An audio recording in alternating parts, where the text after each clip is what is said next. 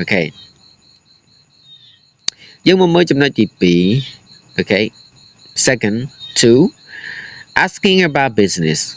នឹងនេះគឺជាការសួរ asking about business ការសួរអំពីអាជីវកម្ម asking about business ការសួរអំពីអាជីវកម្ម A what kind of business are you in what kind of business are you in what kind of business are you in តើប្រភេទនៃអាជីវកម្មបែបណាដែលលោកកំពុងតែចាប់អារម្មណ៍ធ្វើ Okay I sell handmade bag online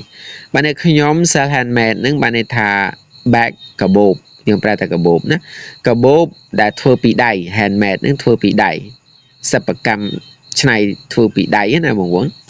ខ្ញុំលក់នៅកាបូបកែច្នៃធ្វើពីដៃតាម online I sell handmade bags online ខ្ញុំលក់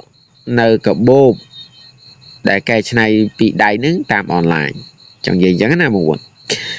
That sound interesting how's business going That sound interesting យើងអានអញ្ចឹងណា That sounds interesting ស្ដាប់មើលទៅវាទំនោរល្អណាអូខេស្ដាប់មើលទៅវាទំនោរមែនទេទំនោរខ្លាំងណា How business going អាជីវកម្មដំណើរការយ៉ាងម៉េចទៅដូចមិនដេចហើយអញ្ចឹងណាយ៉ាងម៉េចដែរណា How business going តើអាជីវកម្មដំណើរការយ៉ាងម៉េចដែរ It's going well វាដំណើរការទៅបានល្អ but ប៉ុន្តែ I'm looking to grow more ខ្ញុំកំពុងតែសម្លឹងមើលឱកាសដើម្បី grow more ដើម្បីលូតលាស់បន្ថែមទៀត Okay but I'm looking to grow more បានន័យថាខ្ញុំកំពុងតែសម្លឹងមើលពីភាពលូតលាស់បន្ថែមទៀត